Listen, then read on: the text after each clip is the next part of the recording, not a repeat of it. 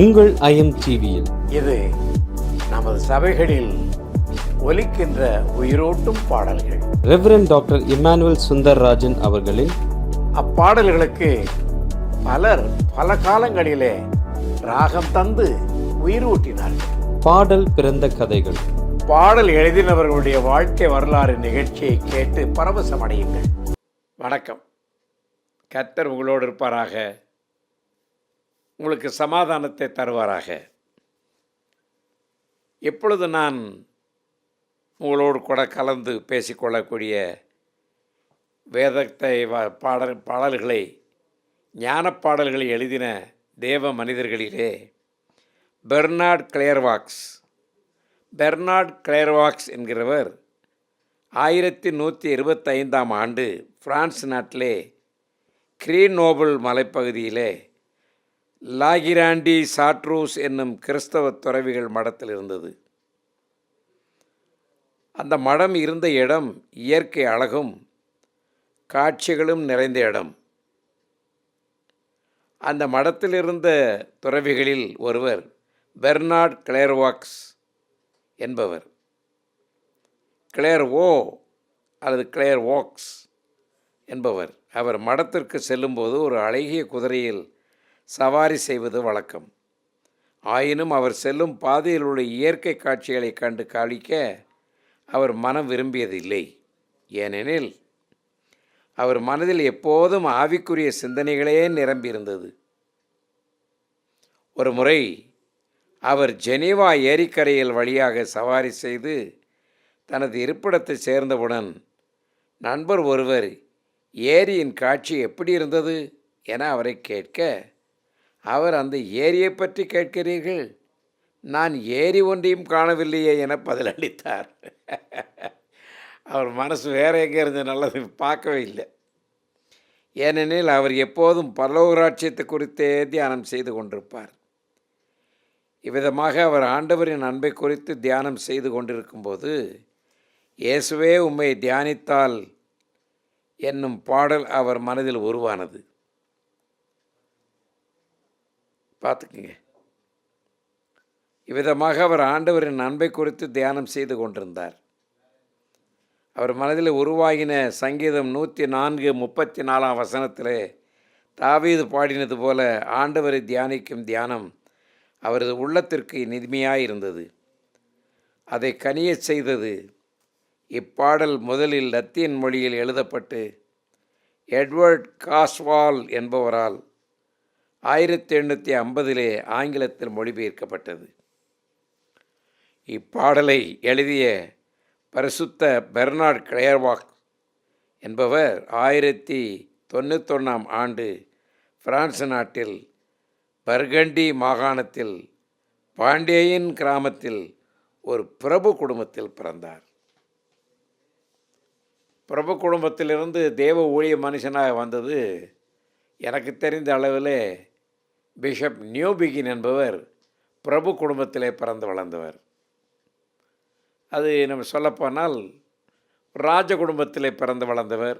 அவர் நடைமுறை பாவனிக அனைத்துமே ராஜ குடும்பமாக இருக்கும். அவர்தான் என்னை திருச்சபையிலே முழு அங்கத்தினராக என்னை கன்ஃபர்மேஷன் பண்ணினார்.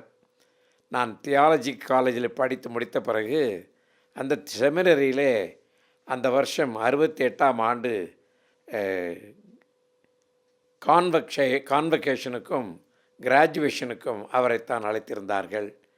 அப்பொழுது அங்கிருந்த ப்ரொஃபஸர் ஒருவர் என்னை இன்ட்ரடியூஸ் பண்ணினார். இவர் உங்களுடைய குடும்பத்தை சார்ந்தவர், மதுரை ராமநாத் டயசிஸிலே உள்ள ஒரு கிராமத்திலிருந்து தான் அந்த பையன் வந்தார் என்றார். அப்பொழுது உடனே பிஷப் அவர்கள் என்னிடத்தில் எந்த கிராமம் என்று கேட்டார். நான் சொன்னேன். அப்பொழுது அங்கே ஊரில் உள்ள முக்கியமான பிரமுகஸ்தர்களின் பெயர்களெல்லாம் சொல்லி அவர்கள் என்னை ஏமாற்றி நாங்கள் கிறிஸ்தவன் ஆய்விடுவோம் என்று எங்களை ஏமாற்றினார்கள். ஆனால் அவருடைய குடும்பத்தை சேர்ந்தவனா என்றார். இல்லை என்றேன்.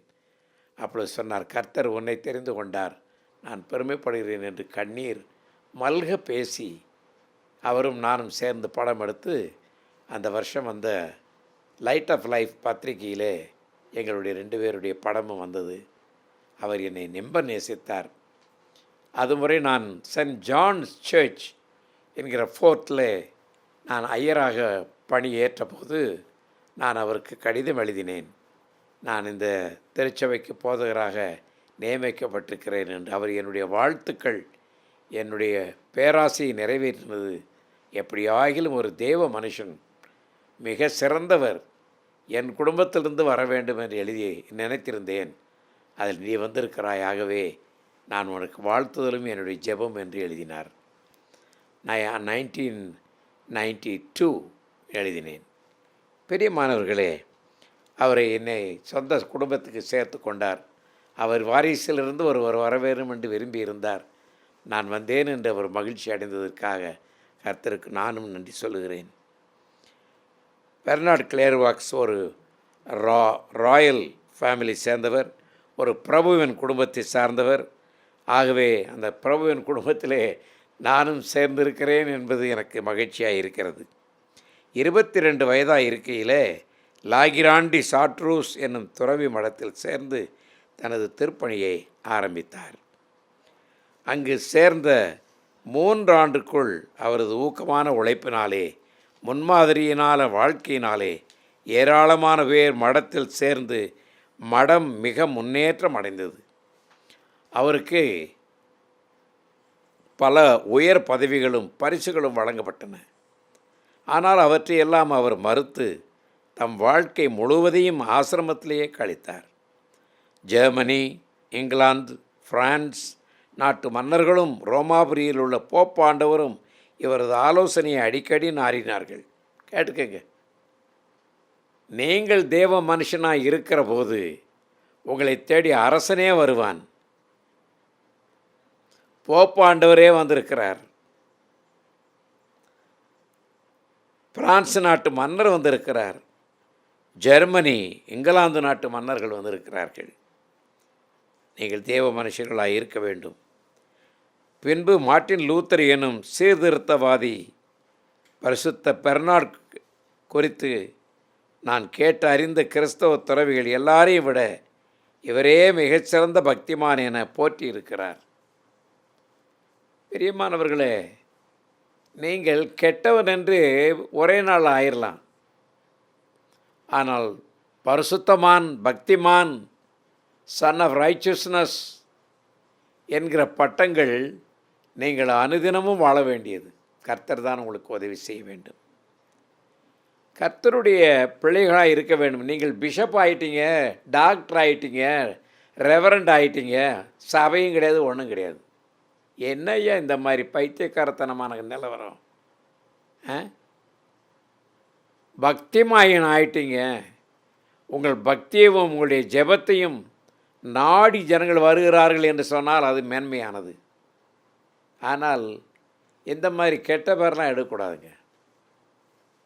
பிஷப் ஆகிட்டாராம் அவர். கெட்ட வார்த்தை அடுத்த நியூஸ் பேப்பர்லேயே வருது அவரை பற்றி.